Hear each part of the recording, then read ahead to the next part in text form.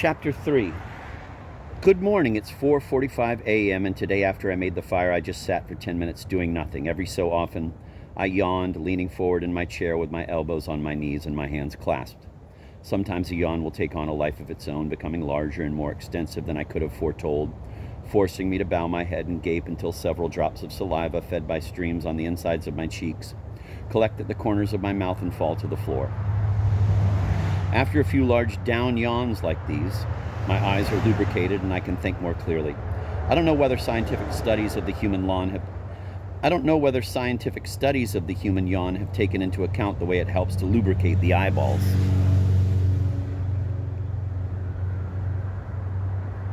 I do worry about the duck in the cold. She's probably awake. We have a duck that lives in a doghouse outside. At night, we drape a blanket over the doghouse and put a portable window screen over its front entrance. The screen is there to keep out foxes and coyotes. There is a red fox that lives on the hill with a bushy horizontal tail that is almost as big as he is. And at night, sometimes you can hear the coyotes hooting from the fields on the other side of the river.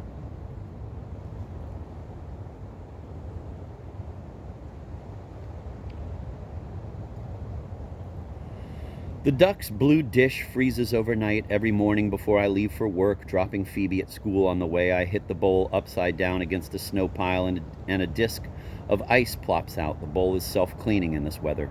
There are several other ice discs lying around in the snow, and these are pecked at by crows in the daytime. They look like UFOs, or maybe more like corneas.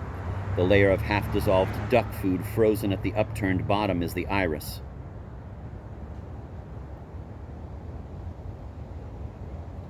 The duck emerges, making her tiny, rapid cheeps excited over the prospect of the warm water which steams when I pour it in the bowl. She makes long scoops of water with her underbeak and then straightens her neck to let the warmth slide down. I hold out a handful of feed and she goes at it with her beak. Very fast. With much faster movements than humans can make, moving like the typing ball on an old IBM Selectric. Some of the feed falls in the water and that gets her crazy. She roots around in the swampy warmth, rapping at the bottom and finding all the nuggets that swirl there, making the water cloudy with the outflow from her throat. After a last burst of eating, she looks up and is still, working her neck twice to settle her breakfast, and she walks out with me down the driveway. Sometimes here she will flap her wings hard, high stepping in place without becoming airborne, like a jogger at a stoplight. Sometimes she takes flight, although she hasn't completely refined her landings.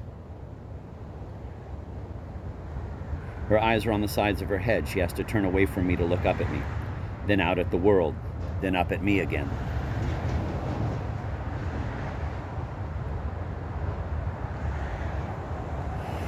Last night I was lying in bed when I heard a terribly sad sound, as of a cat in distress or an infant keening in the cold. Long, slow, heart-rending cries. I half rose and held my breath and listened intently. Was it the duck? But the sound had stopped. I almost woke Claire to ask her what I should do. And then, as I resumed breathing, I realized that I was hearing a whistling coming from some minor obstruction in my own nose as I breathed.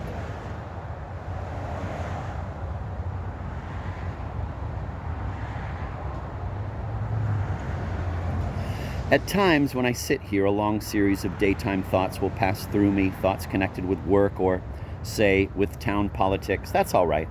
Let those thoughts pass through you. You hear them coming like a freight train with the whistle and the dinging. They take several minutes to go by and then they're gone. Remember that it's very early in the morning. Early, early, early, early. Sometimes the stars are thrillingly sharp when I first get up and stand at the window on the landing of the stairs.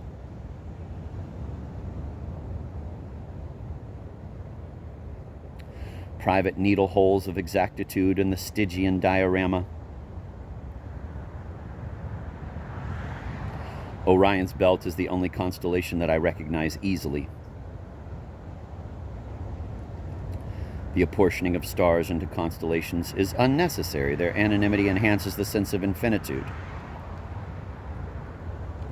This morning I saw a long pale mark like a scar across the heavens. It was the trail of a high jet, a night flight from somewhere to somewhere, lit from the underside by the setting moon.